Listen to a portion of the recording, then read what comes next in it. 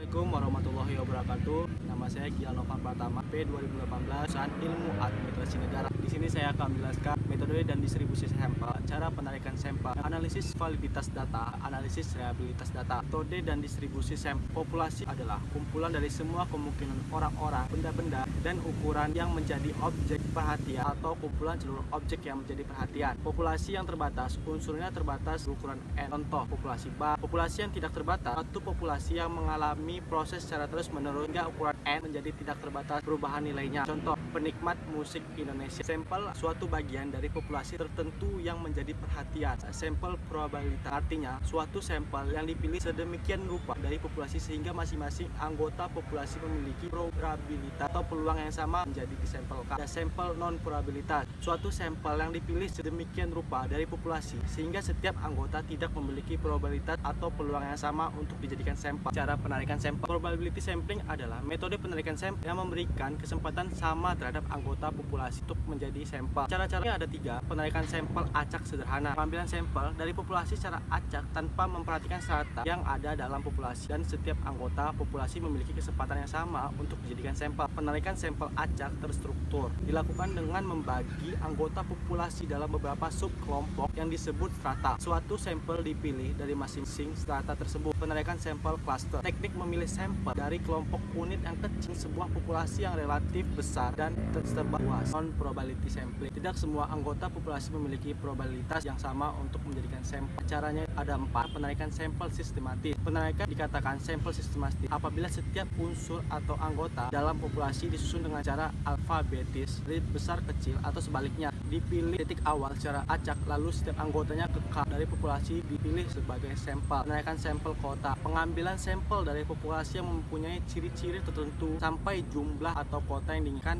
terpenuhi. Penarikan sampel proporsi. Penarikan sampel dengan mempertimbangkan yang didasarkan pada kepentingan dan tujuan penelitian. Snowball sampel ini dilakukan dengan menentukan sampel pertama, sampel berikutnya bukan berdasarkan informasi dari sampel pertama dan seterusnya hingga sampel yang diperlukan cukup. Analisis validitas data. Validitas berasal dari kata validity yang memiliki arti ketepatan dan kecermatan. Ada 3 pendekatan dalam peneliti validitas isi. Validitas yang fokus kepada elemen-elemen apa yang ada dalam ukur, sehingga analisis rasional adalah proses utama yang dilakukan dalam analisis validitas isi. Validitas konstruk, gambaran yang menunjukkan sejauh mana alat ukur itu menunjukkan hasil yang sesuai dengan teori. Validitas kriteria, mengaitkan alat ukur dengan alat ukur lain sebagai kriteria. Apakah alat ukur itu bisa dijelaskan hasil korelasinya dan kriteria berdasarkan teori yang ada. Analisis reliabilitas data. Dalam penelitian, reliabilitas adalah sejauh mana ukuran dari tes yang tetap konsisten setelah dilakukan berulang-ulang subjek dan dalam kondisi yang sama. Peneliti dianggap dapat diandalkan bila hasil yang konsisten untuk pengukuran yang sama. Tidak bisa diandalkan bila pengukuran yang berulang-ulang itu memberikan hasil yang berbeda-beda. Dalam mengestimasi reliabilitas alat ukur, ada 3 cara yang pendekatan tes ulang. Pemberian perangkat